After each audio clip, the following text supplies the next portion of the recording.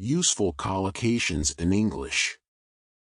Hello, everyone, and welcome back to the English Audio Lounge. I'm your host, James Whitmore, and I'm delighted you could join me today. Whether you're tuning in on your morning commute, relaxing at home, or squeezing in a quick language session during your lunch break, I truly appreciate you being here. Today, we're diving into a topic that's both fascinating and practical: collocations in English.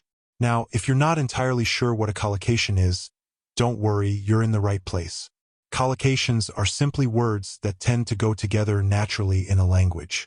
Using them correctly not only makes you sound more fluent, but also helps you express yourself more precisely. I've selected some particularly useful collocations for today's discussion. We'll explore their meanings and see how to use them in context.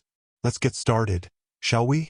Let's begin with a collocation that's commonly used in formal and professional contexts. Draw up a contract. To draw up a contract means to carefully prepare a legal or official document. It's something you might encounter in business or law.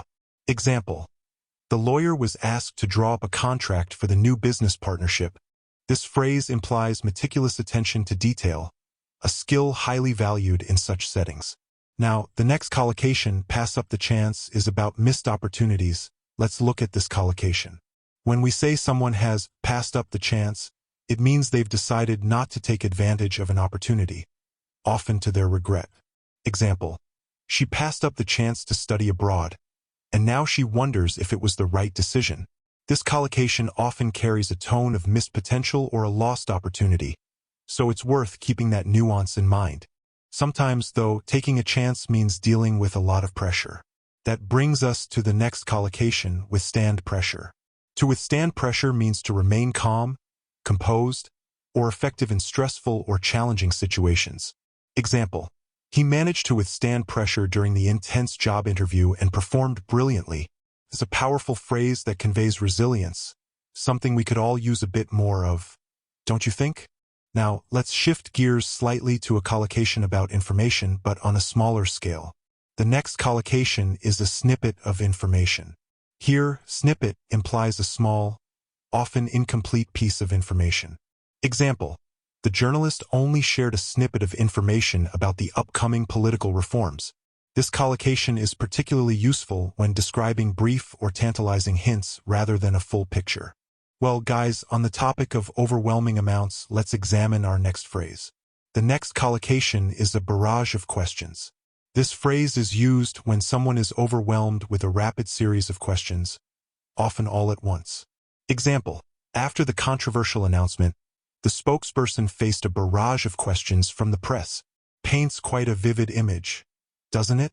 It's like standing under a relentless downpour, except it's words, not rain. Sometimes, though, we escape such intensity through unexpected good fortune. This leads us to our next collocation: by a stroke of luck. This collocation refers to an unexpected but fortunate occurrence. Example: by a stroke of luck, I found my keys just minutes before I had to leave. It's the kind of phrase you might use when recounting a surprising but happy twist in your day. Luck, however, doesn't always erase the past. Let's turn to a phrase about moving forward. The next collocation is put the past behind you. This one's quite poetic, isn't it? It means to move on from past difficulties or regrets. Example: after years of conflict, they decided to put the past behind them and rebuild their friendship. It's a wonderful expression of growth and renewal, and one we could all use now and then. Of course, moving on sometimes requires taking a breather. So, you need to take it easy for a while.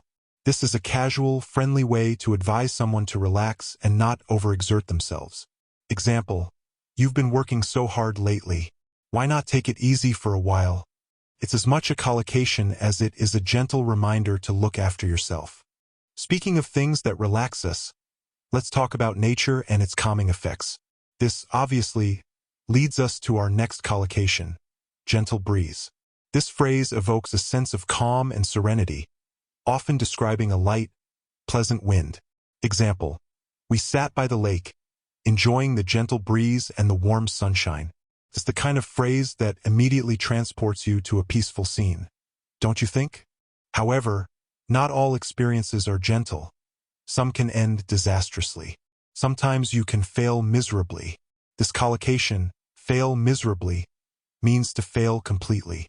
Example: I tried baking a cake for the first time, but I failed miserably. It was inedible. It's a strong, memorable way to describe a significant setback, though it often carries a humorous or self-deprecating tone. So, there you have it, a collection of collocations to add to your language toolkit. I hope these examples help you not only understand the phrases, but also feel confident enough to use them in your everyday conversations. Remember, the key to mastering collocations is practice. Listen for them, read widely, and don't be afraid to try them out.